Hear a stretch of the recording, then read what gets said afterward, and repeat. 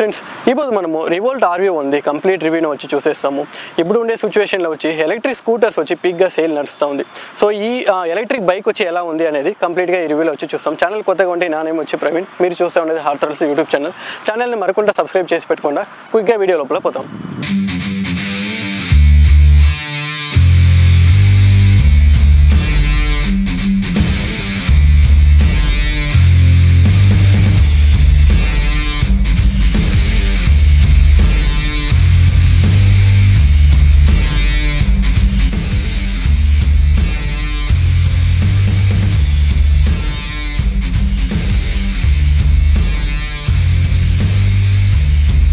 ఈ వీడియో మనకి ఎత్తేకి హెల్ప్ చేసిన షోరూమ్ వచ్చి గ్రీన్ మోటార్స్ హోసూర్.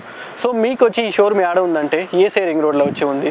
సో ఈ గాడి గురించి ఫర్దర్ ఏమైనా డీటెయిల్స్ కావాలి, టెస్ట్ రైడ్ అవుతానంటే నేను కాంటాక్ట్ నెంబర్ వచ్చి ఇస్తాను, మీకు మీరు వచ్చి కాంటాక్ట్ చేసి అడుక్కొనొచ్చుము. ఈ రివోల్ట్ RV1 ఫ్రంట్ ప్రొఫైల్ గురించి చూస్తాము. సో లుక్స్ ఎలా ఉంది అనేది చూసేస్తాము. సో లుక్స్ అని వచ్చి చూస్తుంటే మనకి ఫ్రంట్లో ఒక రెట్రో బైక్ ఫీల్ వచ్చి ఇచ్చినారు. ఇది మనకు ఒక LED లైట్స్ ఇచ్చినారు.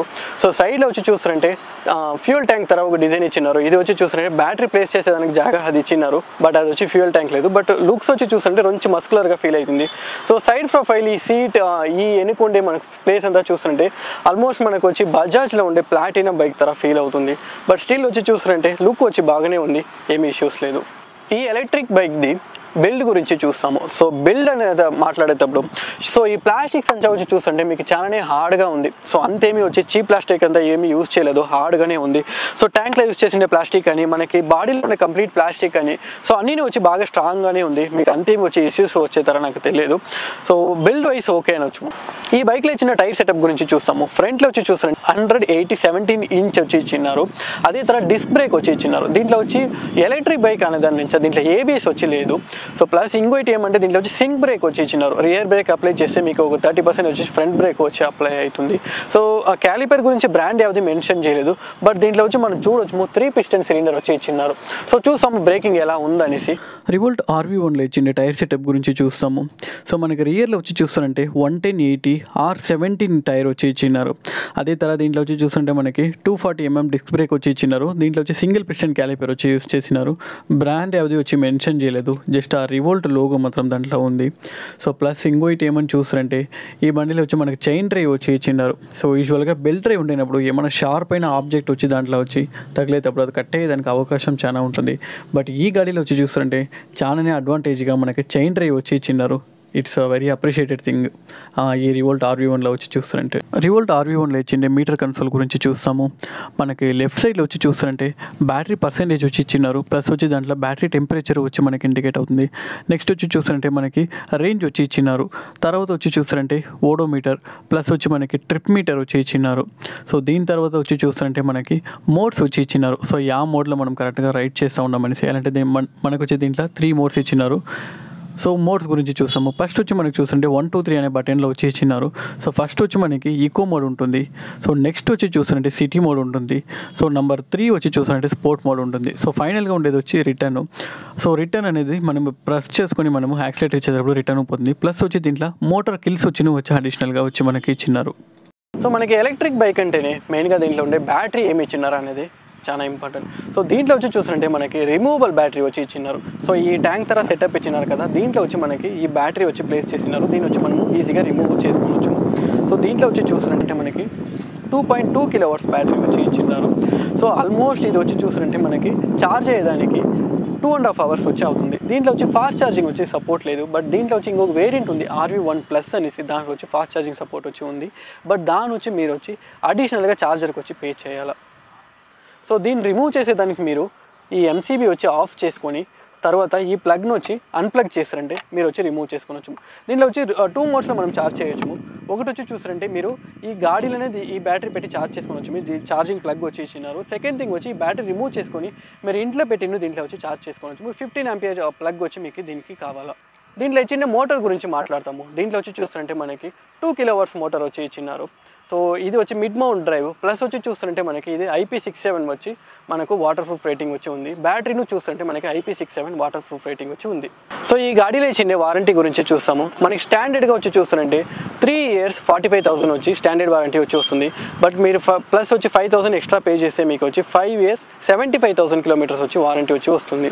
RV1లో చూస్తుంటే మనకి 2 వేరియంట్స్ ఉన్నాయి. ఒకటి వచ్చి చూస్తుంటే మనకి లెఫ్ట్ సైడ్లో ఉండేది వచ్చి RV1, రైట్ సైడ్లో ఉండేది చూస్తుంటే RV1+.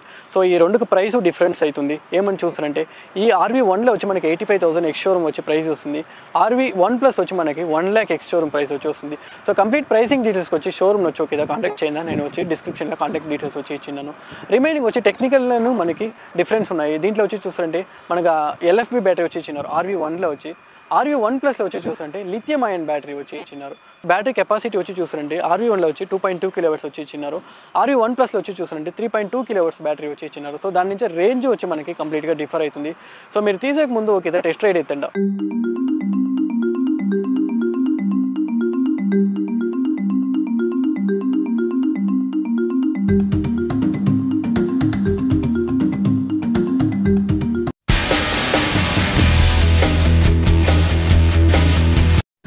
ఇప్పుడు ఈ రివోల్ట్ RV ఉంది రైడింగ్ రివ్యూ గురించి చూస్తాము. సో ఈ బైక్ వచ్చి ఎలా ఉంది, మనకి సీటింగ్ పొజిషన్ ఎలా ఉంది, మళ్ళీ బ్రేక్స్ ఎలా ఉంది, కంప్లీట్ డీటెయిల్స్ వచ్చి చూసేస్తాము.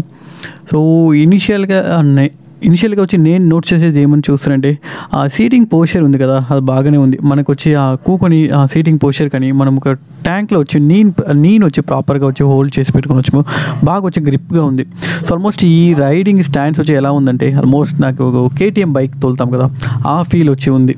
సో ఆల్మోస్ట్ వచ్చి ఆ సీటింగ్ పోస్చర్ కానీ మనము కూకొని ఉండే ఇది కానీ పొజిషన్ కానీ అన్నీ వచ్చి ఆ KTMలో కూకొని ఆ ఫీల్ వచ్చి మనకు ఉంది.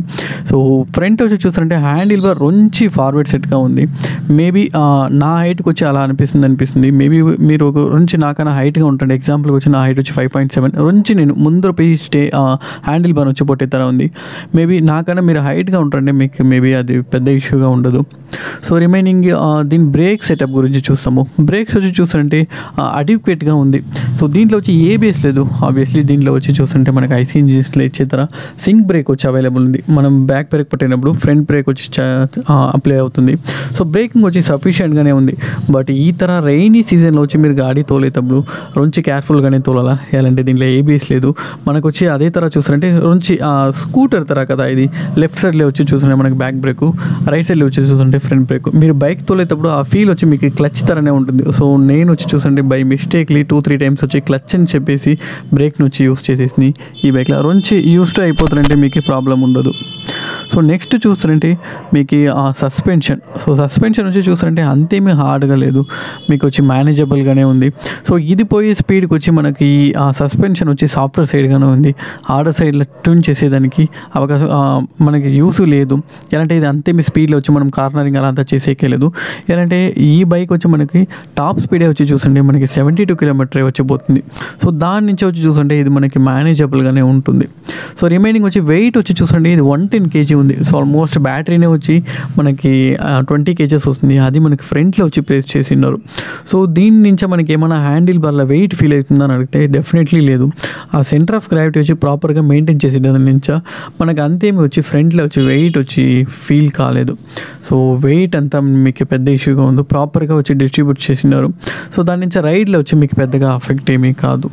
సో రిమైనింగ్ రైడ్లో వచ్చి చూస్తుంటే మనకి ఈకో మోడును ప్లస్ వచ్చి మనకి సిటీ మోడ్ వచ్చి ఆల్మోస్ట్ సేమ్గానే ఉంది, పెద్దగా వచ్చి డిఫరెన్షియేషన్ ఏమీ లేదు.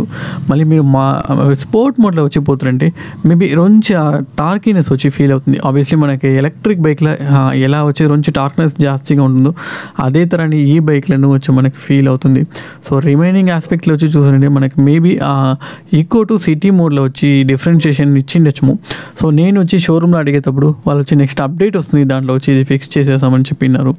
సో రిమైనింగ్ ఆస్పెక్ట్లో వచ్చి చూస్తారంటే బైక్ బాగానే ఉంది. సో వన్ మోర్ థింగ్ ఏమంటే ఈ బైక్ వచ్చి నేను ఎంక్వైరీ చేసిన వరకు ప్లస్ వచ్చి నేను ఆటోమొబైల్ మార్కెట్లో వచ్చి కొంచెం అప్డేట్గానే ఉంటాను. ఇప్పుడు వరకు దీంట్లో వచ్చి ఫైర్ ఇన్సిడెంట్స్ వచ్చి ఈ బైక్స్లో వచ్చి రాలేదు. సో ఆల్మోస్ట్ మనం చూసినాము సమ్ బ్రాండ్స్ వచ్చి ఫైర్ ఇన్సిడెంట్ అంతా చాలా నడుస్తూ ఉంటుంది. సో ఈ బైక్లో వచ్చి ఆ ఇష్యూస్ అంతా ఏమీ లేదు.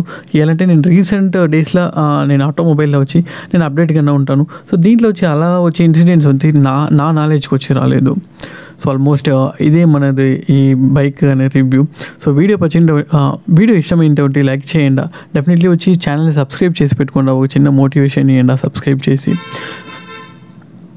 సో దీని తర్వాత ఇది వచ్చి మనకి చూస్తారంటే ఇది నేను వచ్చి కొత్త బైక్ రివ్యూ వచ్చి చెప్తా ఉన్నాను. సో ఆల్రెడీ ఎవరైనా ఈ బైక్ వచ్చి యూస్ చేస్తూ ఉన్నారు ఆర్వీ అంటే కింద మీ కమెంట్స్లో వచ్చి చెప్పండి మీ ఎక్స్పీరియన్స్ ఎలా ఉందనేసి.